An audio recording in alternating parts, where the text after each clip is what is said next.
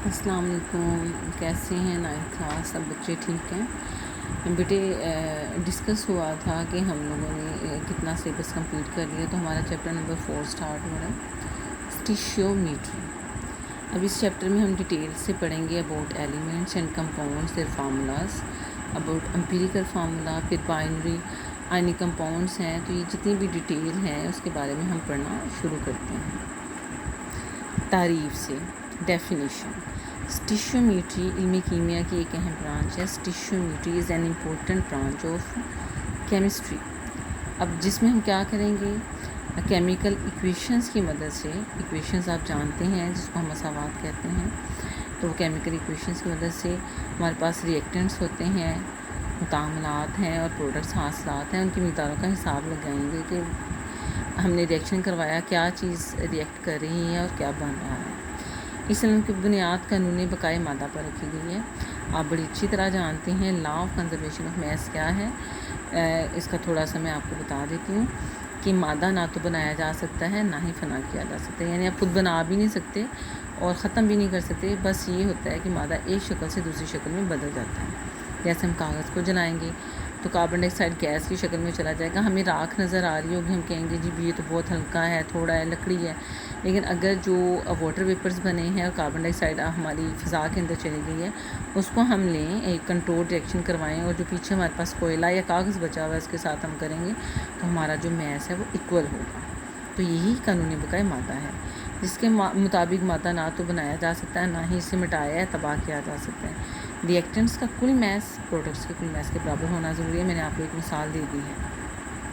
Chemical equation को मुतवाज़न करने के लिए इस्तेमाल में लाए जाने वाले कोफिशेंट्स ये जो आप डिजिट्स लगाते हैं उससे पहले, किसी भी फार्मूला से पहले या किसी एलिमेंट के एटम से पहले, उसको हम कोफिशेंट कहते हैं। आगे हम डिटेल में देख लेते हैं। दरअसल रिएक्टेंट्स और प्रोडक्ट्स के दरमियान मैस की निस्बत को ज़ाहिर करता है कि क्या रेशो है।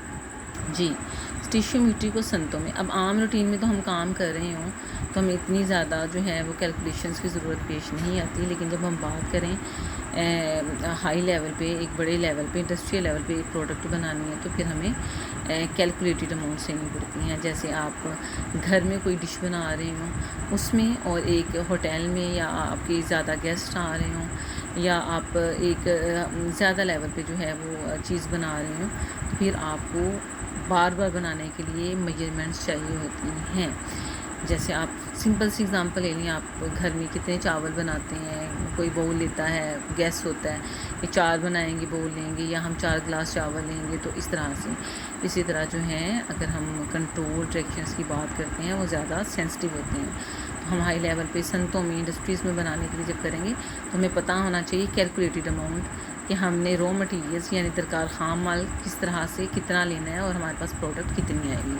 अब आगे देखते हैं, एक शॉर्ट क्वेश्चन बनाया जा सकता है, केमिकल फार्मूला। आप जानते हैं कि हमारे पास नेचर में जो चीज़ें मौजूद हैं उनमें बेसिक जो है वो एलिमेंट्स हैं, और एलिमेंट्स मुख्तलिफ़ शक्ल सूरत में पाए जाते हैं। जैसे हमारे पास ठोस पाया गैस, अगर हम फिज़िकली देखें तो इस तरह से हैं। वही एलिमेंट्स मैटर्स और नॉन मैटर्स की शक्ल में भी हैं, तो वो उनकी नेचर के ऊपर आ जाएगा। तो कुछ एलिमेंट्स ऐसे हैं जिनमें मजमूई तौर पर एक दूसरे के साथ बंधे हुए एटम्स होते हैं। इन एलिमेंट्स को हम जो हैं वो अगर हम शो करेंगे तो उनको हम सिंबल से करेंगे। सिंबल क्या है? हाइड्रोजन है तो उसके लिए H है। अगर सिंगल आपके पास जो है अल्फ़ाबेट आ रहा है, हरूफ तजी में से एक आ रहा है, इंग्लिश में अल्फ़ाबेट से आ रहा है, तो वो क्या आएगा? एक। लेकिन हाइड्रोजन के लिए H आ रहा है, ऑक्सीजन के लिए O आ रहा है, नाइट्रोजन के लिए N आ रहा है, लेकिन अगर हम नियोन की बात करेंगे तो N ही आ जाएगा।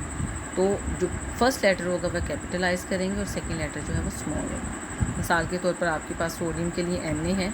अब आप कहेंगे सोडियम तो S से स्टार्ट हो रहा है, ये Na क्यों है? तो ये सोर्स पे है कि सोडियम आपको कहाँ से मिला है, ठीक है। तो उसका जो नेम था वो नेट्रियम था, डैट वाज नॉट सोडियम। तो नेट्रियम था वो सोडियम हम कहते हैं। कैल्शियम आ गया, आपके पास कार्बन है, आयरन के लिए Fe है, तो ये फेरम से निकला है। ये इनके सोर्सेज के ऊपर था जिसकी वजह से इनको ये नाम दिए गए हैं।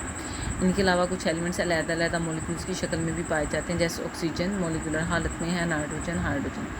इन मॉलिक्यूल्स में एटम्स आपस में किसके ज़रिए जुड़े हुए हैं, केमिकल बॉन्ड के ज़रिए।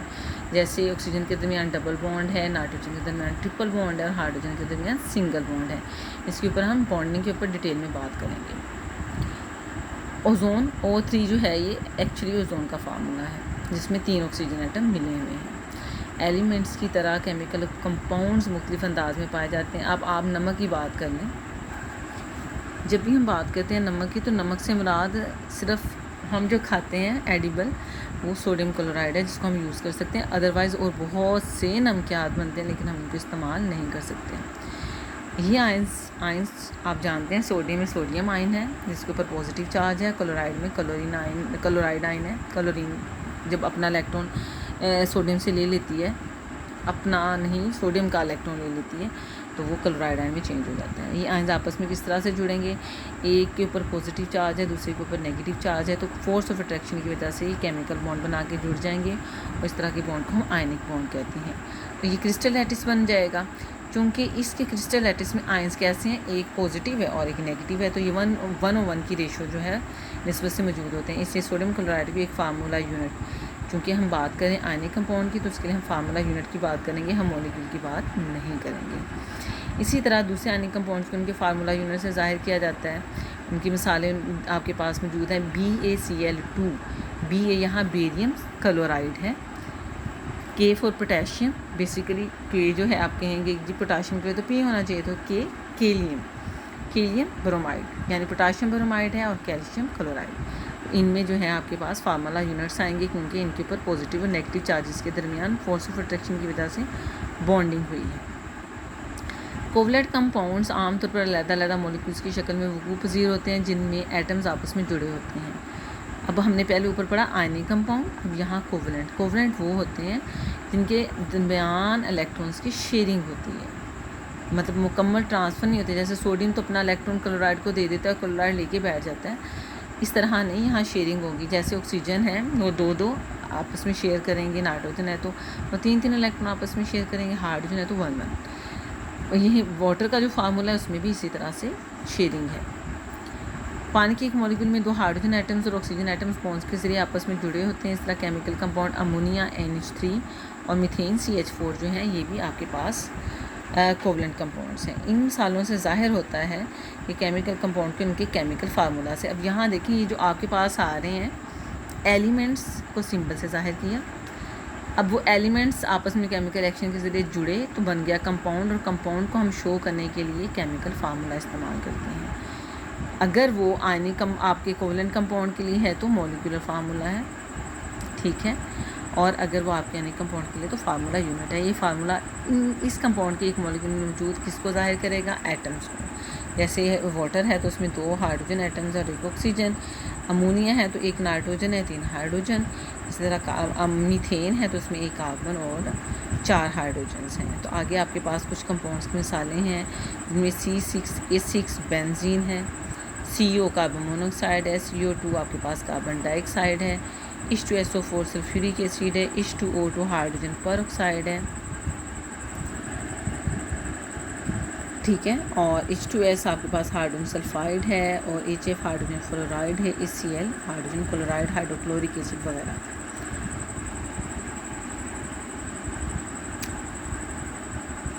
नेक्स्ट हमारे पास आ जाता है एम्पिरिकल फार्मूला।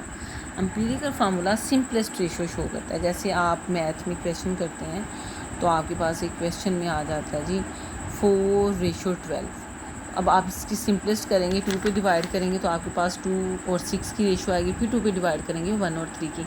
इससे ज़्यादा इसको सिंप्लीफाई नहीं किया जा सकता। तो इसी तरह empirical formula simplest number of atoms को शो करता है। ये एग्जैक्ट फार्मूला को शो नहीं करेगा, ये सिर्फ हमें बताएगा कि कौन से एलिमेंट के कौन से एटम्स हैं। ये हमें उनकी बाकी इन्फॉर्मेशन नहीं देगा।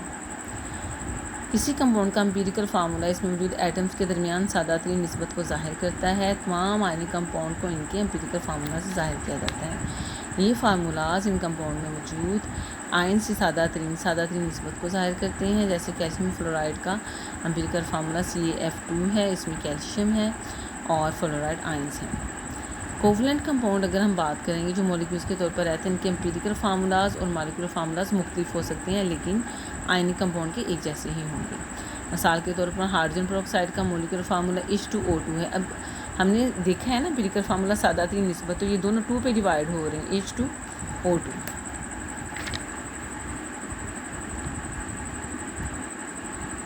तो आप 2 पे डिवाइड करेंगे तो इसका आपके पास एम्पिरिकल फार्मूला बन जाएगा HO, ठीक है, HO। तो ये इसका सादाती जो सिर्फ हमें ये बताएगा कि इसमें हाइड्रोजन और हमारे पास ऑक्सीजन है, बट एग्जैक्ट नहीं बताएगा। एग्जैक्ट नंबर ऑफ एटम्स कौन बताएगा? Molecular formula. इसी तरह दूसरी मिसाल बेंजीन है आपके पास, और उसको भी 6 पे डिवाइड करेंगे तो सिर्फ CH बताएगा। पानी एक ऐसा कंपाउंड है जिसका मोलिकुलर फार्मूला और एम्पिरिकल फार्मूला एक ही है। इसकी वजह ये है कि पानी में मौजूद हाइड्रोजन ऑक्सीजन एटम्स की ज़्यादातर निस्बत भी यही है। चूँकि किसी कंपाउंड का एम्पिरिकल फार्मूला इसमें मौजूद एटम्स की सही तादाद को ज़ाहिर नहीं करता, सिर्फ सादा तरीन निस्बत ही बताता है, तो ये सिर्फ हमें एलिमेंट्स के एटम्स के बारे में इंफॉर्मेशन तो दे सकता है, लेकिन वो कितनी तादाद में वो बिल्कुल नहीं बताएगा। आई होप आपको ये समझ आ गया होगा। अगर किसी भी तरह का आपका कोई क्वेश्चन है आपको पूछ सकते हैं बेटे, आप कमेंट्स में पूछ लें, आप ग्रुप में पूछ लें, लेकिन प्लीज़ सीखें, क्वेश्चन करें और सीखें। आपके लिए सीखना ही सबसे ज़्यादा इम्पोर्टेंट है। ये एज है आपकी क्वेश्चन करने की, तो हेजिटेट मत किया करेंगे। इंशाल्लाह सुबह मिलते हैं। अल्लाह हाफिज़।